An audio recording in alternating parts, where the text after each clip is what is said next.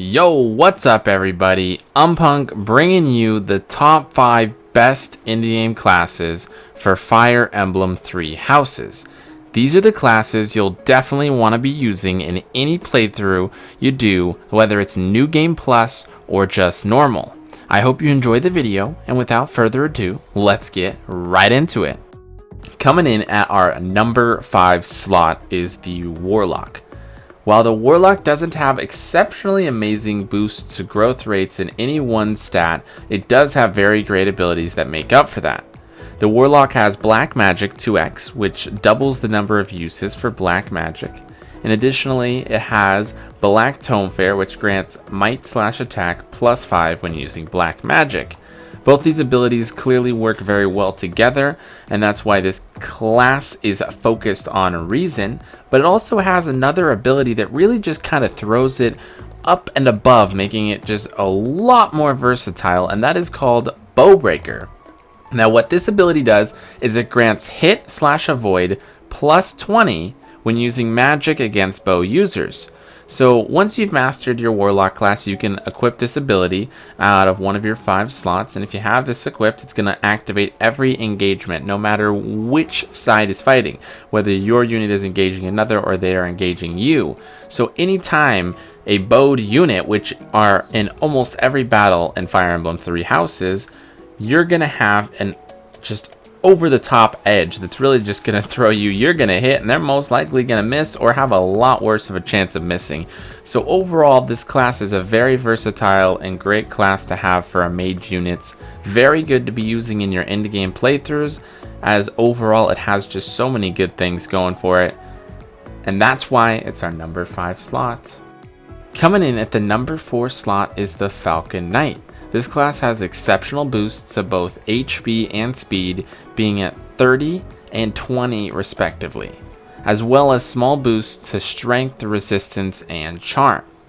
The Falcon Knight has 3 starting abilities, the first being Canto, or the ability to move again.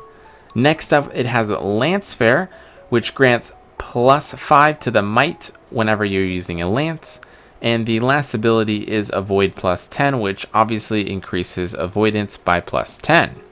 Defiant Avoid is the final ability, or the class mastery ability that it comes with for this class, and while your HP has to be below 25% for it to activate, the ability will add plus 30 to the avoid at the start of any turn if the requirements are met, making it a very useful ability to stack with the high speed and avoidance the class naturally comes with. That is why we're bringing this one into our number 4 slot. In the number 3 slot, we have the Sniper. This class has overall good growths, but excels in its dexterity stat, allowing them to have very high hit and critical hit chances. The Sniper also comes with 2 abilities, being Bow Range plus 1, which obviously increases the range of any bow attacks by 1, and Bow Fair, which again adds 5 plus might when using a bow. The final ability this class has is a combat art called Hunter's Volley, and it comes by mastering the class. What this combat art does is it turns the user's weapon into a brave weapon, as well as grants plus 1 to might, plus 15 to hit, and plus 10 to crit. Now, as we all know, combat arts extend extra durability to perform, and this one has a cost of 5. But it is well worth it for the bonuses to its hit and crit, which already are going to be very high since it has a high dexterity growth in this class, as well as you guarantee 2 hits, which is very useful against other fast enemies that you might not be able to quite beat them in the speed stat. That's why this class is coming in at our number 3 slot. Coming in at the number 2 slot is the Assassin. Now the Assassin has great growths in HP, dexterity, and speed, all being at plus 20. This class also has 3 abilities, that being Sword Fair, which grants 5 plus to the might when using a sword. Additionally has Lock Touch, which allows you to open doors and chests without a key, which end game will be very useful, so you don't have to worry about wasting slots in inventory on keys for door keys or chests or whatever. It's a very nice thing to have, mostly a convenience factor. And it also has stealth, which makes it more difficult for foes to target your units, which can come in very handy if you want to try and sneak around some enemies. You can be at a closer range than your other units will be, and they won't necessarily attack you. Additionally, this class is one of 2 classes that gains both an ability and a combat art upon class mastery, making it a kind of a rare gem out of the bunch. The mastery ability is called Lethality, which has a chance to instantly kill an enemy if your dexterity, it's basically based on your dexterity stat, and you divide that number by 4, and that's your chance it will activate. It also has the combat art of Assassinate, which allows you to kill an enemy instantly, the same as Lethality would, and the chances of it activating can be stacked with the Lethality if equipped.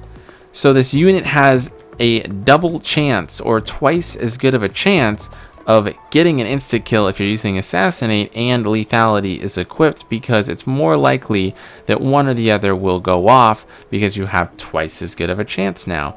We don't know specifically the chance for Assassinate, but it seems to be pretty consistent with the rate of Lethality, so you can assume that it's going to be somewhat similar. Now this unit becomes a absolute crit god and tends to have very high hit and avoid chances with great growths in both its dexterity and its speed. They just really make it a very great unit to use, especially for a sword user that you want to be able to kind of attack from a little farther away and be a very good multi-purpose unit. So that's why the Assassin is in at the number 2 slot. The number 1 best class to use in the endgame of Fire Emblem 3 houses is the Swordmaster. While this class doesn't have a boost in dexterity like the Assassin does, it has higher HP and strength growths, making it an amazing sword unit that can hit harder than that of an Assassin. This class also has 2 abilities, that being Sword Fair, which grants plus 5 might when using a sword, and Sword Critical plus 10, which respectively grants plus 10 to your critical hit chances when using a sword.